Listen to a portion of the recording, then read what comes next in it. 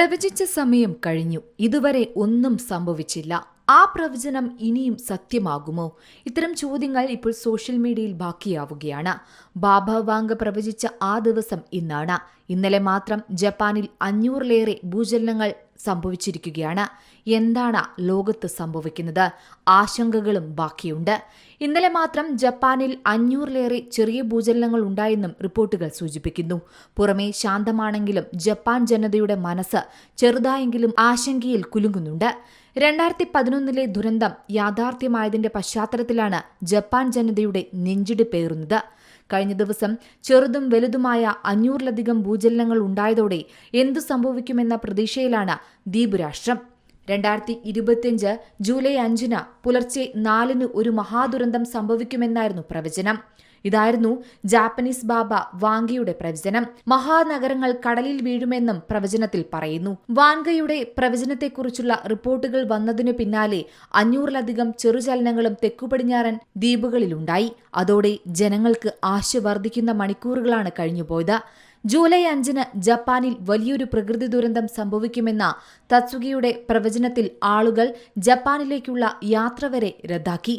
ഇത് വലിയ തരത്തിൽ അവരുടെ ജീവിതത്തെയും ബാധിച്ചു. ഫ്യൂച്ചർ ഐസോ എന്ന കൃതിയിലൂടെയാണ് ഈ പ്രവചനങ്ങൾ നടത്തിയത്. ജപ്പാനും ഫിലിപ്പീൻസും ഇടയിൽ കടൽ തിളച്ചുമറിയും. ജൂലൈ 5 പുലർച്ചെ 4:18 അത് സംഭവിക്കും. ഇതായിരുന്നു പ്രവചനം. സമുദ്രത്തിനടിയിൽ നിന്നും ഭൗമാന്തര ഭാഗത്തിൽ നിന്നുള്ള ലാവ പുറത്തേക്ക് വരുന്നതിനെ പറ്റിയാണ് അവർ പറഞ്ഞതെന്നാണ് ചിലർ വ്യാഖ്യാനിക്കുന്നത്.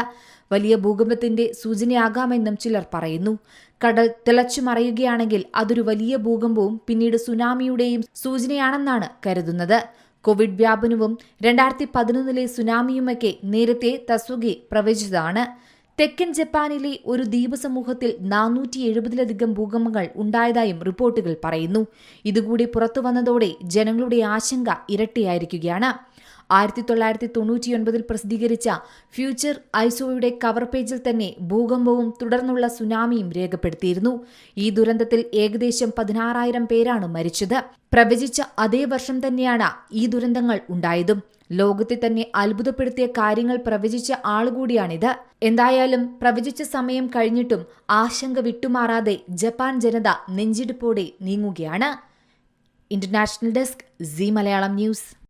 ഏറ്റവും പുതിയ വാർത്തകളും വിശേഷങ്ങളും വിരൽ തുമ്പിലറിയാൻ സീ മലയാളം ന്യൂസ് എല്ലാ ഡിജിറ്റൽ പ്ലാറ്റ്ഫോമുകളിലും ലഭ്യം.